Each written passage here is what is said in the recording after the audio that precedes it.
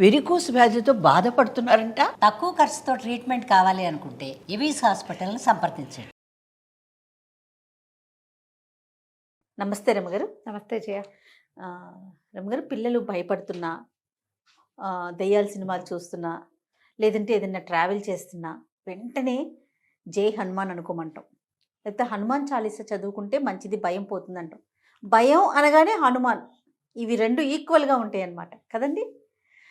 హనుమాన్ చాలీసా అసలు ఎట్లా చదవాలి రమ్మగారు? రోజుకి ఇన్నిసార్లు చదవాలని కానీ, ఎట్లా చదవాలని కానీ అలాంటి నియమాలు ఏమైనా ఉన్నాయా?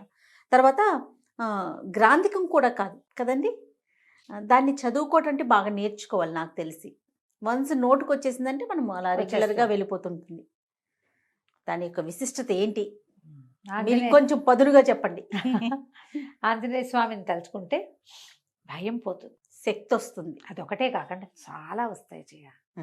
ఆంజనేయ స్వామిని తలుచుకుంటే ఏమొస్తుందో చెప్పడానికి ఒక ప్రత్యేకమైన శ్లోకం. బుద్ధిర్బలం యశోధైర్యం నిర్భయత్వం అరోగత అజాడ్యం వాక్పటుత్వం చ హనుమత్ స్మరణాద్ భవేత్ అని చెప్తారు. బుద్ధి బలం రెండును, యశోధైర్యం యశస్సు ధైర్యము, కీర్తి ధైర్యం, నిర్భయత్వం అరోగత భయం లేకపోవటము, జబ్బులు తగ్గిపోవటం, ఆరోగ్యత, అరోగత రోగం లేకపోవటం, అజాడ్యం వాక్పటుత్వంచ అజాడ్యం అంటే జడతో మందంగా బద్ధకంగా జడుగా ఉండటం. ఇందులో ఈ జడత్వంలో వ్యక్తులు బద్ధకంగా ఉండటమే కాదు, మందమతిగా ఉంటారు చూడు కొంతమంది పిల్లలు. కొంచెం కొద్దిపాటి ఆటిజం ఉంది, కొంచెం ఏదో అంటే మెంటల్లీ కంప్లీట్లీ ఛాలెంజ్డ్ కాదు, కొంచెం ఛాలెంజ్డ్ కిడ్స్, వాళ్ళకు కూడా వాక్పటుత్వంచ మాటలు సరిగా రావట్లేదు, తెలివిగా సమయస్ఫూర్తి లేదు, తెలివిగా మాట్లాడలేకపోతున్నారు. అలాంటప్పుడు కూడా హనుమత్ స్మరణాత్ భవేత్, వాక్పటుత్వం కూడా ఆంజనేయ స్వామి స్మరణతోటి వస్తుంది. ఇంకేముంది, అన్నీ వచ్చేస్తాయి ఈ శ్లోకం చదువుకోవటం. చెప్పారు కదా, బుద్ధిర్బలం యశోధైర్యం నిర్భయత్వం అరోగత అజాడ్యం వాక్పటుత్వంచ హనుమత్ స్మరణాత్ భవేత్. ఇందులో అర్థం కాని విషయం ఉందా? నీకు అర్థమైంది నేను చెప్పకండి. అవునవును కదా, క్లియర్గా ఉంది. ఇప్పుడు ఆంజనేయ స్వామిని తలుచుకుంటే భయం పోతుంది, ఒకటే కాదు కదా, బుద్ధి బలము యశస్సు ధైర్యము కీర్తి సమస్తం వస్తాయి, జబ్బులు తగ్గిపోతాయి, వాక్పటుత్వం వస్తుంది. రామాయణంలో ఆంజనేయ స్వామి మనకి ఎంటర్ అయింది ఎప్పటి నుంచి? కిష్కింధకాండలో కనపడతారు. ముందు రామాయణంలో ఎక్కడా ఉండదు, బాలకాండలో లేదు. ప్రస్తావన ఉంది బాలకాండలో. బ్రహ్మదేవుడు దేవతలందరికీ చెప్పారు, సెలవిచ్చారు, భగవంతుడు సంపూర్ణ మానవావతారుడుగా జన్మించబోతున్నాడు, అతను చేయబోయే మహత్కార్యాలకి మనమందరం కూడా మనం ఎంతో కొంత సహాయం చేద్దాం అని చెప్పి, మనము అందరం మీరందరూ కూడా దేవతలందరూ మీరంతా కలిసి మీ శక్తులతోటి వానరులకి జన్మనివ్వండి, అప్సరసల యందు గంధర్వాంగనల యందు వానరులకి జన్మనివ్వండి అని చెప్పారు. కాదు రమ్మగారు, వాళ్ళు అసలు పిల్లల్ని కనలేరు, దేవతలకి పిల్లలు పుట్టరు కదా, అంటే భార్యల వల్ల సంతానం లేదు వాళ్ళకి. ఇప్పుడు భార్యల వల్ల సంతానం కదా, ఇది అప్సరోగణానికి తర్వాత గంధర్వ స్త్రీల ఎందుకు అన్నారు ఈ పిల్లల్ని. ఒక్కొక్కళ్ళు ఒక్కొక్క చోట వాళ్ళ అంశాలు, ఇది డైరెక్ట్గా సంతానం అని చెప్పడానికి వీల్లాగా కాదు, బయలాజికల్ కిడ్స్గా చెప్పడానికి వీల్లేదు, వాళ్ళ అంశస్వరూపాలు. ఇప్పుడు వాయుసుతుడు ఆంజనేయుడు, ఈయన బయలాజికల్గా వాయు కుమారుడు కాదు, ఈయన కేసరి నందనుడు. కేసరి భార్య అయిన అంజనాదేవికి వాయుదేవుని వరప్రసాదం వల్ల పుట్టినవాడు, అంతేగాని బయలాజికల్గా వాయుదేవుడికి అంజనాదేవికి పుట్టినవాడని చెప్పబడదు, అలా జరగల. ఈ దేవతలందరూ మీరు సంతానాన్ని కలగండి అనండి అని చెప్పినప్పుడు ఆంజనేయ స్వామి మాట వచ్చింది బాలకాండలో. ఒక్క వర్డ్, ఒకటే వర్డ్, వాయువు అంజనాదేవి యందు ఆంజనేయునికి జన్మనిస్తాడు అని చెప్తారు, ఒక్కటే ఆంజనేయుడుగా, అంతే. అక్కడి నుంచి అయోధ్యకాండ ఉంది, అరణ్యకాండ ఉంది, ఎక్కడా లేరు. పూర్తిగా సీతాపహరణం జరిగిన తర్వాత రామలక్ష్మణులు ఇద్దరు సీతా ఏమంటారు అన్వేషణలో భాగంగా ఈ కిష్కింధ నగరం వైపుకి వచ్చారు. ఋషిముఖ పర్వతం దగ్గరికి వచ్చాకే మనకు ఆంజనేయ స్వామి ఎంటర్ అవుతాడు. ఆ హనుమంతుడు అప్పుడు ఎంటర్ అయిన వీళ్ళకి చిన్నతనం నుంచి స్నేహము, చిన్నప్పుడే కలిసింది ఏమీ లేదు. ఈయనకి 36, 37 సంవత్సరాలు వచ్చినాయి రాముల వారికి. మరి ఆయనతో పాటే పుడితే వాళ్ళందరికీ కూడా అదే వయసు ఉండాలి కదా. ఆయనతో పాటు ముందో వెనకగానో పుట్టారు. అప్పుడు పరిచయం. అక్కడి నుంచి వారిద్దరికి స్నేహము, ఆపేక్ష, భక్తి, దాస్యము అలాంటివి వచ్చినాయి. అప్పుడు మొదలైనాయి. అయితే ఇప్పుడు ఈ సమయంలో ఎంటర్ అయిన ఆంజనేయ స్వామి భగవంతుడైన శ్రీరాముడికి, పరిపూర్ణ మానవావతారుడుగా ఉన్నటువంటి భగవంతుడికి అత్యంత ఆనందాన్ని కలిగించాడు. మొదటిది సీతను వెతికాడు. దానికంటే ముందు ఈయనతోటి స్నేహం కలిపాడు, సుగ్రీవుడితోటి స్నేహం కలిపాడు. వాళ్ళ మైత్రి మరింత ప్రబలం అవడానికి కారణమయ్యాడు. సీతాన్వేషణ చేయాలని బాగా ప్రబోధం చేసుకున్నారు ఒకళ్ళకొకళ్ళు. అక్కడి నుంచి సీతాన్ని అన్వేషించడానికి తలా ఒక గుంపు, తలా ఒక పక్కకి వెళ్తే వీళ్ళు ఈ ఋష్యమూక నుంచి, కిష్కింధ నుంచి దిగువకి ప్రయాణించి సముద్ర తీరాన్ని చేరారు. దక్షిణ సముద్రం వైపుకు ప్రయాణం చేశారు.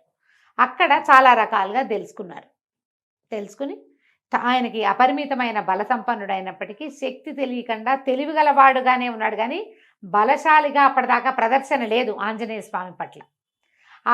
ఈయన అత్యంత బలశాలి అని, ఈయనకి ఇలాంటి శక్తి ఉందని, ఏదైనా చేయగలడని అప్పుడే చెప్పబడింది. కిష్కింధకాండ చివరి భాగంలో, సుందరకాండ మొదటి భాగంలో. అప్పుడు ఈయన ఏం చేశాడు, తన శరీరాన్ని పెంచి సముద్ర లంఘనం చేశాడు. సీతని ఎక్కడుందో సీతాదేవిని చూసొచ్చాడు. సీత కోసం ప్రయత్నం చేస్తూ రావణాసురుడి కంటపడ్డాడు, లంకాదహనం చేశాడు. మేము యుద్ధానికి వస్తున్నామని చెప్పొచ్చాడు. చూసి రమ్మంటే కాల్చొచ్చాడు. వెనక్కి వచ్చి సీతని చూశానని, ఇదిగో ఉంగరం అని చేతిలో పెట్టాడు. ఉంగరం ఆవిడకి ఇచ్చి, ఆవిడ తాలూకు చూడామణిని తీసుకొచ్చి రాముల వారికి ఇచ్చి అత్యంత సంతోషాన్ని కలగజేశాడు. ఆ వస్తువు చూడంగానే ఆయనకి సీతాదేవిని చూసినంత సంతోషం కలిగింది. ఇప్పుడు మనం ఆంజనేయ స్వామిని కనుక ప్రార్థిస్తే మనం ఎవరికి సన్నిహితంగా ఉన్నట్టు? రాముల వారికి. అక్షరాల. తర్వాత యుద్ధానికి బయలుదేరారు.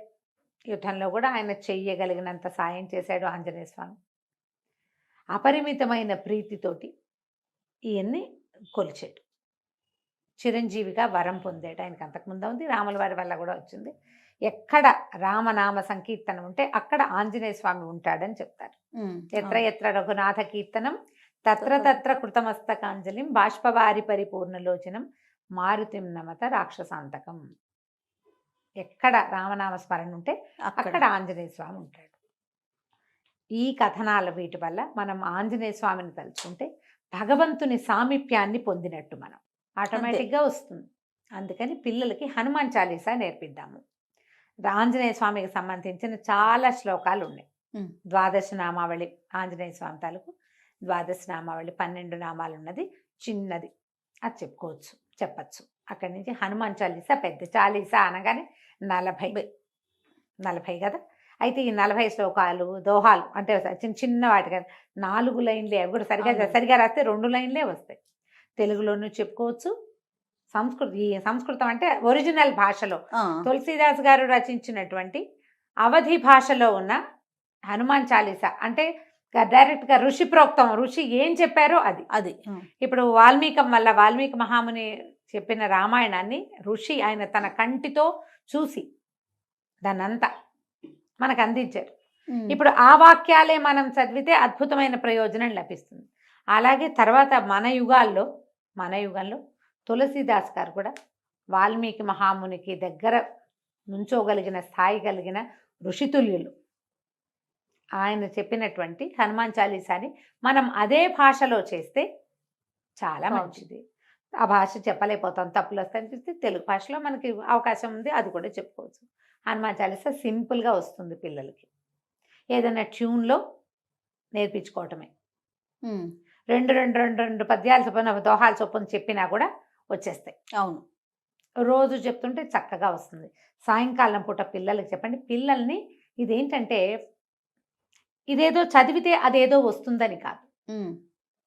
ఇది చదివితే నీకు బాగుంటుంది, నీకు ధైర్యం వస్తుంది, నీకు బుద్ధి వస్తుంది, నీకు జ్ఞానం వస్తుంది, నీకు అనారోగ్యం తగ్గుతుంది, నువ్వు ధైర్యంగా ఉంటావు, నీకు ఎవరో ఒకళ్ళ సహాయం లభిస్తుంది. అసలు సహాయమే అవసరం లేని అసహాయ సూర్యుడిగా నువ్వు ఉండొచ్చు.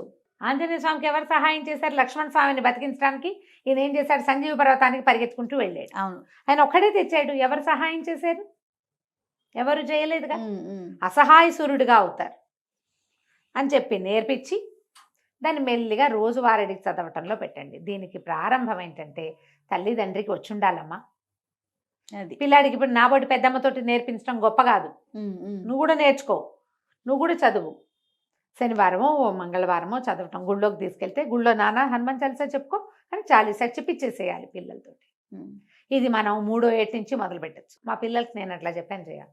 ఓ తొందరగా మాటలు వచ్చినాయి, ఈజీగా. మాకు ఎంఎస్ సుబ్బలక్ష్మిని ఫాలో అయ్యే అలవాటు ఉంది. ఎంఎస్ సుబ్బలక్ష్మి గారిది చాలా బాగుంటుంది. అది మధ్యలో రామలక్ష్మణి జానకి జయబోలో హనుమానికి అని వస్తుంది. ప్రతి కొన్ని శ్లోకాల తర్వాత అది వస్తుంది అనమాట. ఓకే. అది వినడం మొదలుపెట్టి అది నేర్చుకున్నాను. నేను ఒట్టిగా విడిగా చదువుకోవటం కూడా నేర్పించాను. ఎవరు పిల్లలు కాసేపు కూర్చున్నా వాడికి ఒకటి చెప్తాను నేను. అందులో ఉమ్. ఏదో ఒకటి చెప్పచ్చు కదా. ట్యూన్ కూడా అట్రాక్టివ్గా ఉంటుంది. అవును. ఆ రాగాల్లో నేర్చుకుంటే పిల్లలు సరదాగా నేర్చేసుకుంటారు.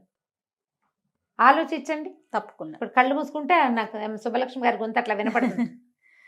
ప్రతిదీ అది ఎట్లా ఉంటుందంటే మన లోపల ఒక జ్యోతిని వెలిగిస్తున్నట్టు ఉంటుంది. అవునండి. మీరు అలా వినడం నేర్చుకోండి. పిల్లలకి అట్లా చెప్పండి. పిల్లలకి నువ్వు అది చదివితే నీకేదో వస్తుందని చెప్పొద్దమ్మా దయచేసి. బయట నుంచి ఏది రాదు, లోపల ఉంటాయి మనకు అవన్నీ. ధైర్యము, బుద్ధి, జ్ఞానం వాకిట్లో నుంచి తెచ్చుకునేవి కాదు, లోపల పుట్టేవి అవి. ఆ లోపల ఉంటాయి, మనకు తెలీదు. ఇప్పుడు మన లోపల ఏమేమి ఉన్నాయి మనకు తెలియదు కదా. అలాగే ఇవన్నీ కూడా లోపల హిడెన్ గా ఉంటాయి ప్రతి మానవుడికి. మనమందరం రాముడు లాంటి జన్మ కలిగిన వాళ్ళమే. ఆయన అవన్నిటిని మేల్కొల్పుకున్నాడు, కళ్యాణ గుణాలని. మనం మేల్కొల్పుకోం అంతే. అంతే. ఆ మేల్కొల్పుకి ఇది ఒక సాధనంగా ఉంటుందని గ్రహించుకోండి. తప్పకుండా. దీన్ని పూర్తిగా ఏమంటే మత సంబంధమైన వ్యవహారంగా తీసుకోవద్దు. అలా అనుకోవడానికి వీల్లేదు, అసలు అనుకోవద్దు. ఇది మనకు అవసరంగా భావించండి. ఆంజనేయ స్వామి చాలా తెలివైన మాట తీరు ఉన్నవాడు, అద్భుతమైన మాట. ఎక్కడ తెలివి తక్కువ మాటలు, పొరపాటు మాటలు అలాంటివి లేవు. చాలా ప్లాన్డ్గా తెలివిగా మాట్లాడే మనిషి ఆయన, వ్యక్తి. అవన్నీ వస్తాయి మనకి. అదే కదా రమ్గారు. ఆయన బలశాలి, ఆయన ధైర్యశాలి, ఎన్నో అద్భుతమైన గుణాలు ఉన్నవాడు.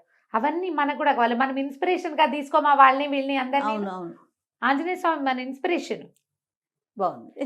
ఇలా ఇన్స్పైర్ అయ్యి కనుక మనం ఇన్స్పైర్ అయ్యి పిల్లలు కనుక నేర్పిస్తే చక్కగా ఉంటుంది, చాలా బాగుంటుంది. ట్రై చేసి చూడండి. ఇది కష్టం అని మాత్రం అనుకోవద్దు. ఏదైనా ఒక మంచి పుస్తకం కొనుక్కోండి, ఏదైనా ట్యూన్ వినండి, దాంతోపాటు వెళ్ళండి. ఎంఎస్ సుబ్బలక్ష్మి గారిది నేను ఎప్పుడూ సమర్థిస్తాను, చాలా బాగుంటుంది. అది ఆన్ చేస్తే దాంతోపాటు 4-5 సార్లు వింటుంటే మనకే వచ్చేస్తుంది. అవునండి. అవును. మేము ఎప్పుడో చిన్నతనంలో నేర్చుకున్నదే చేయ, ఆవిడ వినే నేర్చుకున్నాం. తర్వాత ఇంకా అలవాటు అయిపోయింది. విడిగా కూడా చదువుకోవచ్చు. అదే కాకుండా నోటికి వచ్చేస్తుంది కదా. ఎప్పుడు హనుమాన్ చాలీసా చదివినా తప్పకుండా రామనామ పారాయణం అలవాటు చేసుకోండి. ఓహో. శ్రీరామ జయ రామ జయ జయ రామ జయ శ్రీరామ అని 10 సార్లు చెప్పుకోవటం. ఎందుకంటే ఆంజనేయ స్వామిని పిలిచాం, అక్కడ రామనామం చదివితే ఆయన సంతోషిస్తాడు, ఆయనకి ఇష్టం. అందుకని తప్పకుండా రామనామాలు కూడా చెప్పుకోవటం మీరు నేర్చుకుని పిల్లలు కూడా నేర్పించుకోండి. తప్పకుండా అండి. నమస్తే. నమస్తే జయ. సుమన్ టీవీలో మీ పర్సనల్ అండ్ బిజినెస్ ప్రమోషన్స్ కోసం కింది నెంబర్కి కాంటాక్ట్ చేయండి.